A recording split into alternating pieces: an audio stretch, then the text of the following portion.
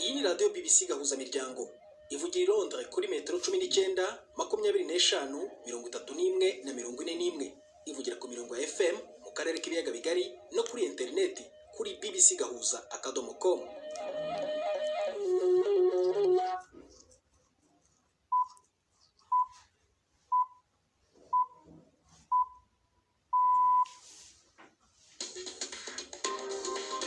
Ubu ni saa 10:30 ku isaha mpuzamahanga ya GMT, ni saa 12:30 ku masaha yo mu Rwanda no mu Burundi. Muri studio muri kumwe na Prudence Ngiyumva. Muri wowe uteze amatwi BBC gahuza miryango aho uri hose kwisi, kaze kuri radio, kuri Facebook live mu buryo bw'amashusho kuri bbcgahuza.com no ku mirongo migufi ya shortwave. Dore ingingo z'ingenzi amakuru turambura mu kanya kuri uyu wa kane tariki ya 11 z'ukwezi kwa munani. Minisitiri w'ububanyi n'amahanga wa Leta Zunze Ubumwe za Amerika Anthony Blinken yagaragaje impungenge zikomeza ibibazo by'uburenganzira bwa kiremwamuntu mu Rwanda nyuma y'ibiganiro na Perezida Paul Kagame mu murwa mukuru Kigali. Yagarutse kandi no ku kibazo cya Paul Rusesabagina. I raised the case of Paul Rusesabagina. Nagaragaje ikibazo cya Paul Rusesabagina kandi nshimangira impungenge dufite z'uko nakigaragaza ko yahawe ubutabera bukwiye. Leta y'u Burundi yahagaritse abacamanza bagera kuri 40 kubera imyitwarire mibi mu kazi, ndetse ngo hari n'abafunze. Barazira iki? Ubiriza ibintu bituma abacamanza bashobora gukurikiranwa ni byinshi, ariko kimwe hariho kujya ibiturire canke kudakurikiza amategeko. Uri kuraca imanza ukirengagiza ingingo wategerezwa gutumbereza. Muri Kenya ho abaturage baracyategereje kumenya uzasimbura Perezida Uhuru Kenyatta, mu gihe akanama k'amatora kavuga ko kamaze kubona imibare igera kuri 99% by'amajwi mu gihugu cyose. Turajya i Nairobi kureba aho ibarura ry'amajwi rigeze. Hari n'ikinamico umwana nk'uko bisanzwe buri wa kane, ibi biganiro byawe na Florentine Kwizera.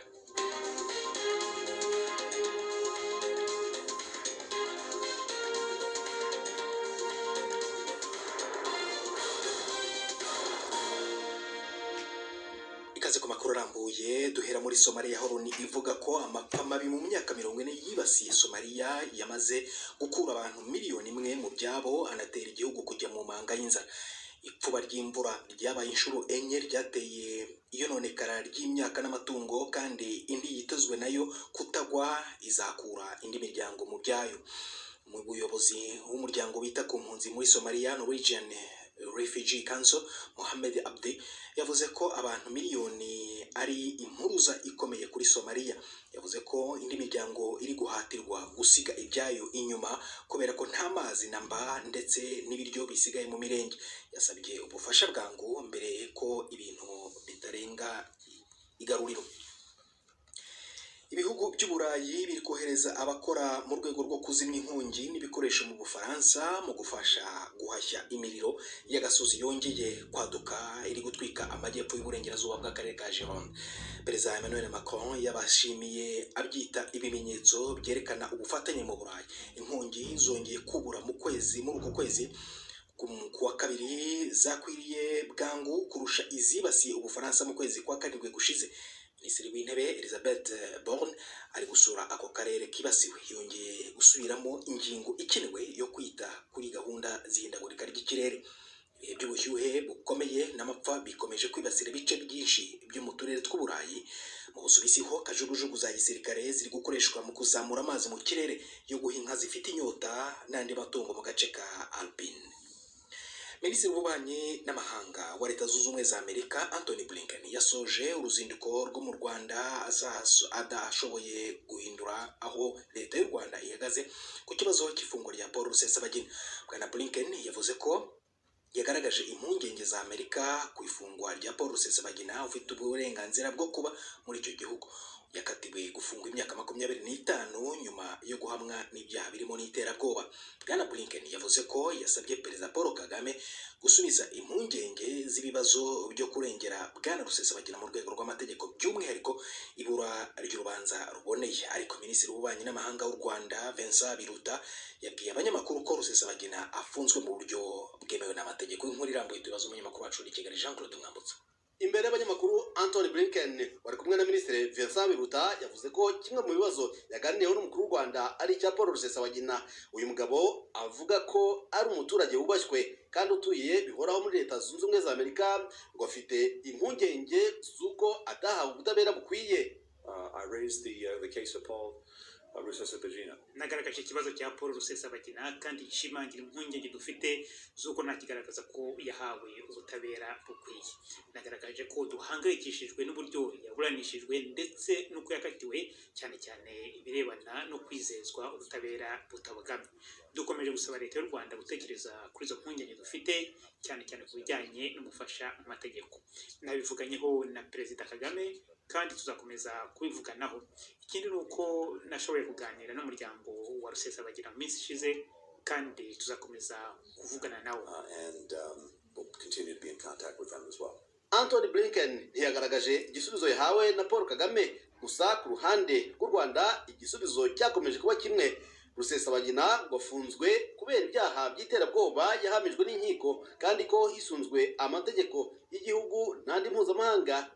Avuga ku gitutu u Rwanda rushyirwaho n'amahanga ngo rurekure Rusesabagina, Minisitiri w'Ububanyi n'Amahanga Vincent Biruta yavuze ko rutazemerera uwo ari we wese kuruhatira kunyuranya n'amategeko yarwo. Rusesabagina ni umunyarwanda wakoze ibyaha bizwi by'iterabwoba. Kuri twebwe rero urubanza rwararangiye, rwaraciwe burundu, arafunze, azarangiza igihano cye. Rero gutekereza ko hari igitutu kizatuma abanyarwanda bazabyuka mu gitondo bakumva ngo hari umuntu wafunguwe kubera igitutu cy'amahanga abiriho. Ku bibazo by'umutekano w'akarere, Anthony Blinken yavuze ko igihugu cye gihangayikishijwe n'amakuru yemeza ko u Rwanda rutera inkunga umutwe wa M23. Yavuze ko yumva impungenge z'umutekano w'u Rwanda ariko agasaba ko ibibazo biriho byakemurirwa mu biganiro. Yavuze kandi no ku bufatanye buvugwa hagati y'ingabo za Congo n'umutwe wa FDLR uri muri iki gihugu. Anthony Blinken ngo yasabye umukuru wa Congo kwirinda gufasha uyu mutwe w'abarwanyi ndetse n'u Rwanda rukirinda kugira inkunga ruha umutwe M23.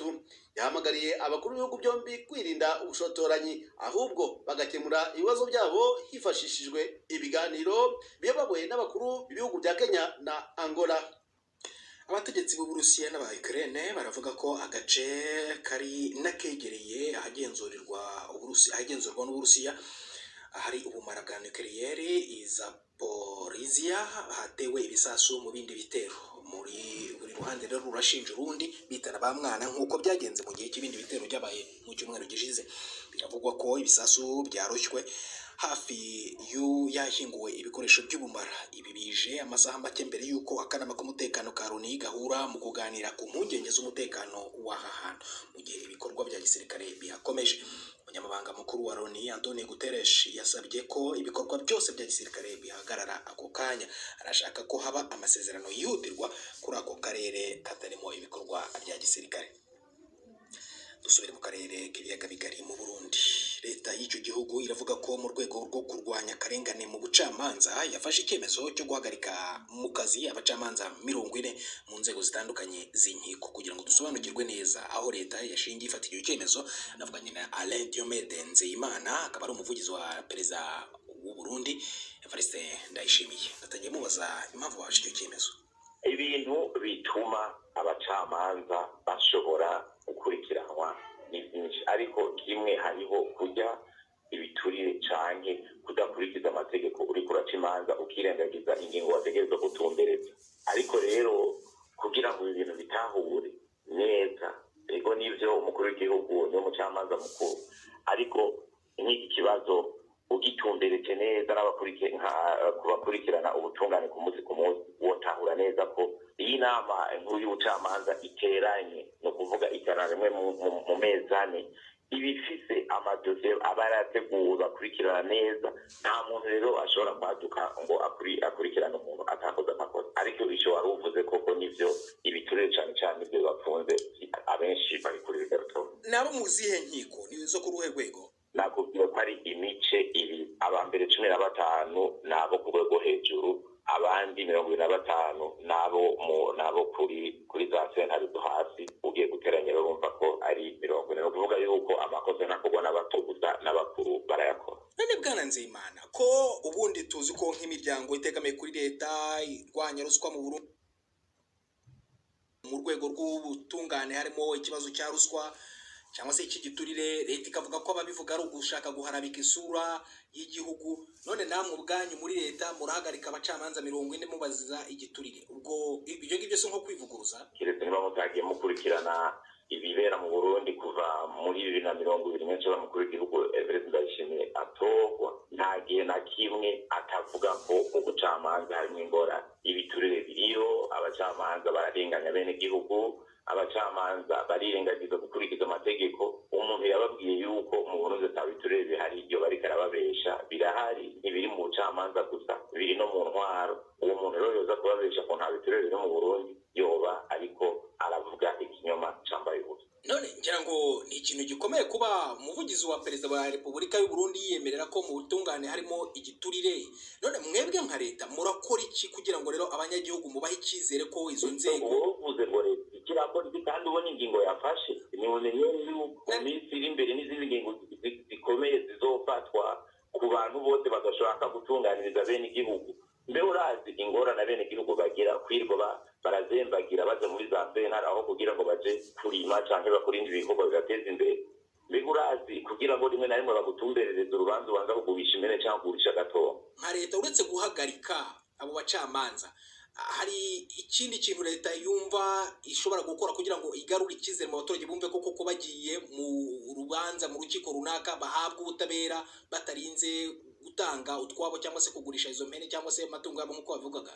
Amategeko ariko aratumberezwa, ko tangura cyane cyane gushima kuko ibwirizwa shingiro dufite ryatowe mu mwaka wa 2018 riratumbereza neza bujyanye ni naryo riha ingufu inama nkuru y'ubucamanza, kuko urwego rukuru rw'ubucamanza rurongowe na nyacubahiro mukuru w'igihugu rurashobora kwicara neza rugatumbereza n'ibitashobora gutumbera mu bindi bisata by'ubutungane. Kandi abenegihugu nta kindi iyi leta ishaka kugira ngo batunganirwe maze biteze imbere kugira ngo baze barazimbagiza bagiye mu manza. Intumbero nyamukuru kugira ngo haboneke yuko abarundi bumva yuko utuntu babiriyakuya batari kubatwiza n'abo bantu badashaka gutumbereza neza n'ibisata baratashye kugira ngo bakorere muri icyo butungane. Alain Diomede Nzeyimana atugejeje ku isaha 11:41 hano i London mu Bwongereza. Mu Burundi ni saa 12:41, ni nayo saha iri Kigali mu Rwanda. Iyi ni BBC gahuza imiryango y'umva no kuri Kiss FM muri Uganda.